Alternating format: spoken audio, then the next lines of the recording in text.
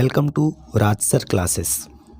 आज है 24 फरवरी 2025 और 24 फरवरी से संबंधित जितने भी प्रकार के करंट अफेयर के क्वेश्चन बन सकते हैं वे सारे क्वेश्चन इस वीडियो में आज हम डिस्कशन करने वाले हैं। तो चलिए वीडियो में आगे बढ़ते हैं, बातचीत करते हैं। अगर अभी तक आपने चैनल को सब्सक्राइब नहीं किया है तो पहले चैनल को सब्सक्राइब करें, बेल आइकन को दबाएं ताकि आगामी वीडियो की नोटिफिकेशन आपको मिल सके। चलिए पहला क्वेश्चन देखते हैं। हाल ही में विश्व शांति और समझ दिवस कब मनाया गया है? तो राइट आंसर बताएंगे दोस्तों 23 फरवरी को। 23 फरवरी को विश्व शांति और समझ दिवस मनाया गया, ये आपको ध्यान रखना है। चलिए कुछ इंपॉर्टेंट देखते हैं। 1 फरवरी को भारतीय तटरक्षक दिवस मनाया गया। 2 फरवरी को विश्व आर्द्रभूमि दिवस। 3 फरवरी को राष्ट्रीय गुमशुदा व्यक्ति दिवस। 4 फरवरी को विश्व कैंसर दिवस। 10 फरवरी को राष्ट्रीय कृमि मुक्ति दिवस और अंतर्राष्ट्रीय मिर्गी दिवस मनाया गया। अच्छा, 11 फरवरी को अंतर्राष्ट्रीय महिला एवं बाल विज्ञान दिवस मनाया गया, ये आपको ध्यान रखना है। 12 फरवरी को डार्विन दिवस राष्ट्रीय उत्पादकता दिवस मनाया गया।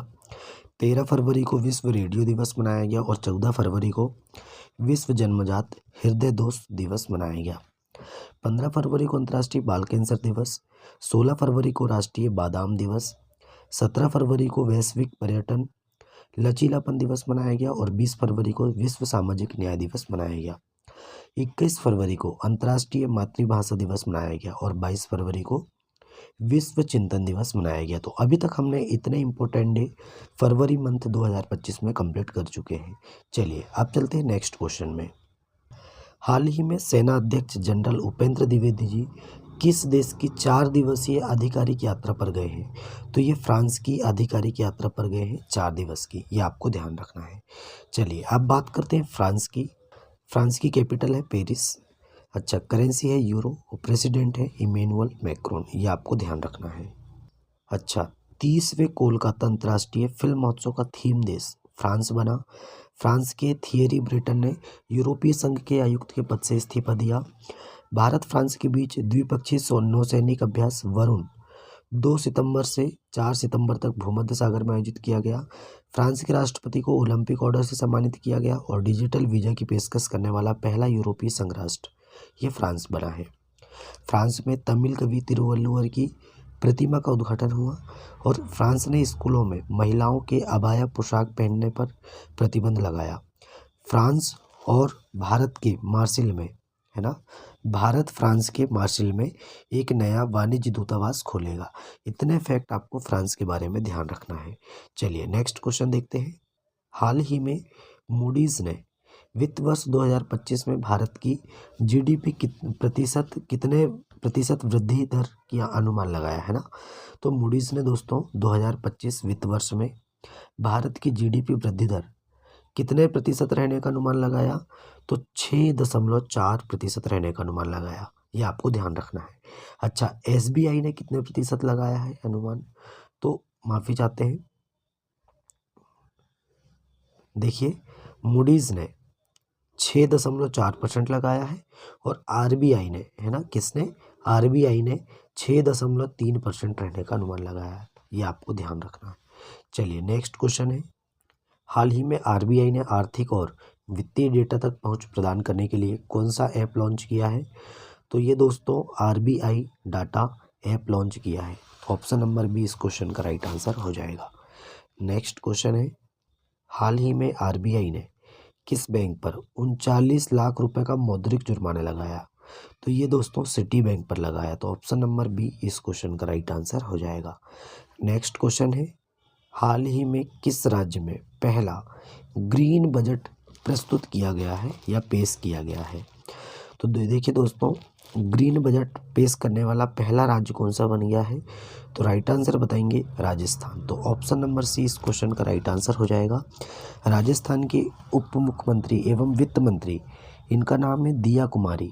इन्होंने 2025-26 के लिए राज्य का पहला ग्रीन बजट प्रस्तुत किया। इस बजट का कुल प्रावधान क्या है दोस्तों?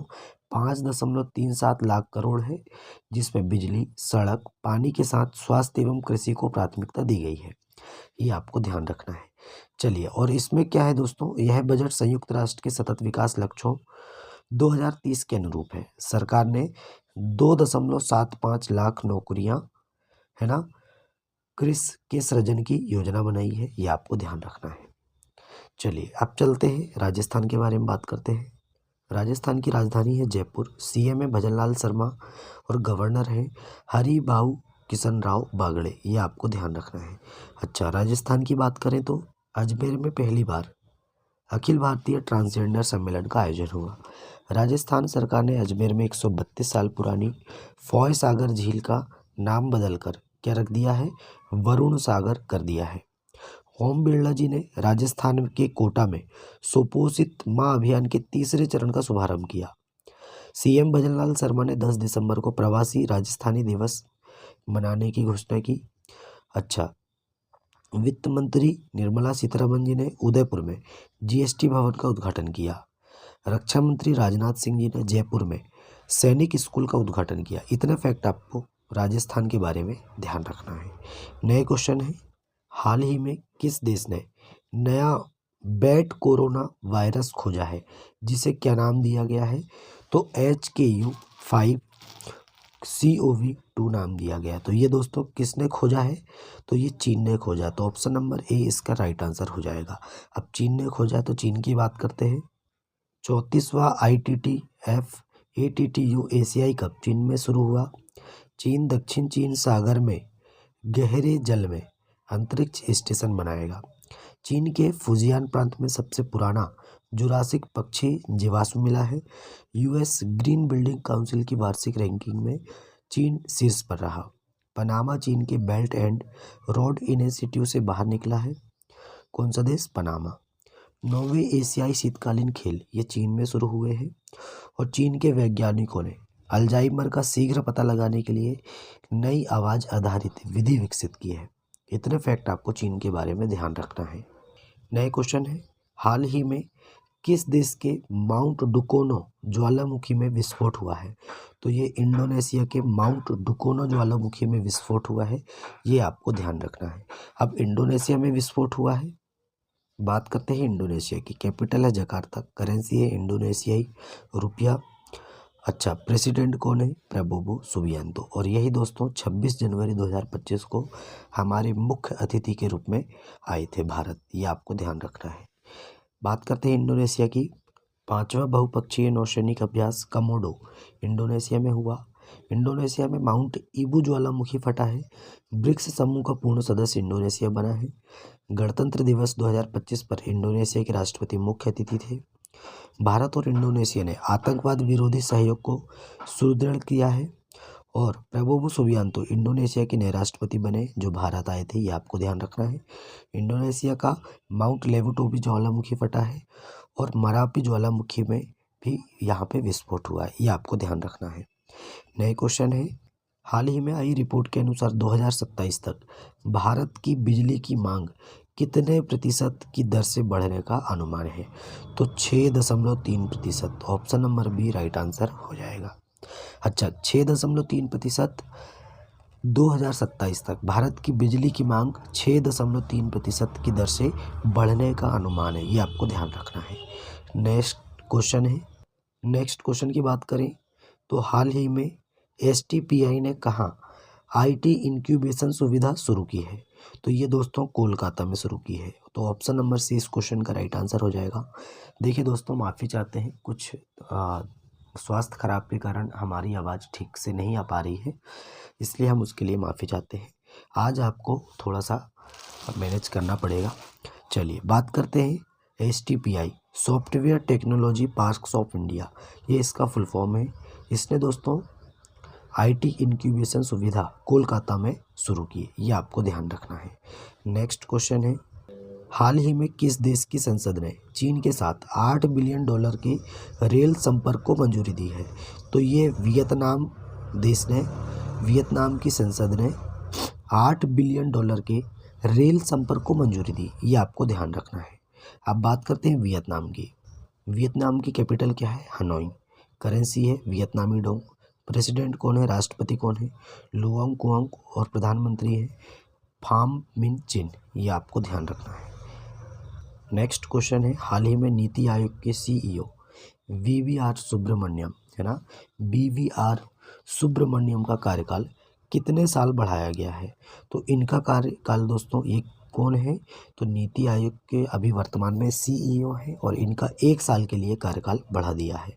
तो option number A right answer हो जाएगा। नेक्स्ट क्वेश्चन की बात करते हैं। हाल ही में भारत अगले 5 साल में किस देश के 1500 सिविल अधिकारियों को प्रशिक्षित करेगा, है ना? तो ये दोस्तों श्रीलंका के 1500 सिविल अधिकारियों को प्रशिक्षित करेगा। कौन? अपना देश भारत।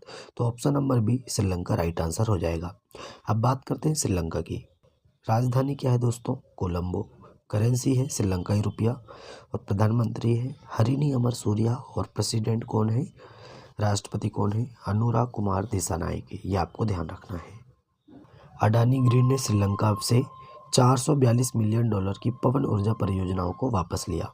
4 फरवरी को श्रीलंका ने अपना राष्ट्रीय दिवस मनाया। भारत और श्रीलंका के बीच संयुक्त नौसैनिक अभ्यास स्लाइनेक्स 2024 विशाखापट्टनम तट पर शुरू हुआ।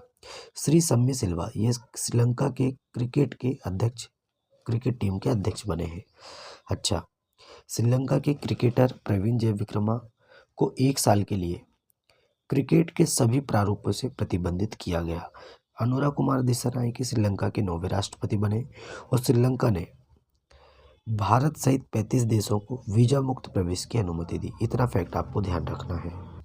नेक्स्ट क्वेश्चन है, हाल ही में किस IIT ने एशिया की पहली वैश्विक हाइपरलूप प्रतियोगिता की मेजबानी की? तो ये की है दोस्तों IIT मद्रास ने। तो ऑप्शन नंबर सी इस क्वेश्चन का राइट आंसर हो जाएगा। IIT मद्रास ने स्वदेशी अंतरिक्ष चिप आइरिस विकसित की। IIT कानपुर ने किसानों के लिए सौर निर्जलीकरण तकनीक विकसित की है। IIT गुवाहाटी ने विद्युत और सूर्य के प्रकाश को ऊष्मा में परिवर्तित करने वाला सुचालक कपड़ा विकसित किया है। सेना ने उच्च ऊंचाई पर बांस आधारित बंकर विकसित करने के लिए IIT गुवाहाटी के साथ समझौता किया और स्वदेशी 6G ऑप्टिकल चिपसेट के लिए C-DOT ने IIT मुंबई के साथ साझेदारी की। IIT मद्रास ने एशिया के सबसे बड़े उथले तरंग बेसिन का अनावरण किया और IIT गुवाहाटी ने कैंसर थेरेपी के लिए इंजेक्टेबल हाइड्रोजेल विकसित किया है। इतने फैक्ट आपको IIT के बारे में ध्यान रखना है। आज का हमारा लास्ट क्वेश्चन है, हाल ही में किस मंत्रालय ने बेराइट, फेल्सपर, अभ्रक, क्वार्टजाइट को प्रमुख खनिजों के रूप में वर्गीकृत किया है? तो ये दोस्तों खान मंत्रालय ने किया है। तो ऑप्शन नंबर बी इस क्वेश्चन का राइट आंसर हो जाएगा। तो दोस्तों आज का हमारा करंट अफेयर यहीं समाप्त होता है। वीडियो कैसा लगा कमेंट करके बताएं। अपने दोस्तों में ज़्यादा से ज़्यादा वीडियो को शेयर करें, लाइक करें और चैनल को सब्सक्राइब करें। चलिए मिलते हैं तब तक के लिए नए वीडियो में। जय हिंद, जय भारत।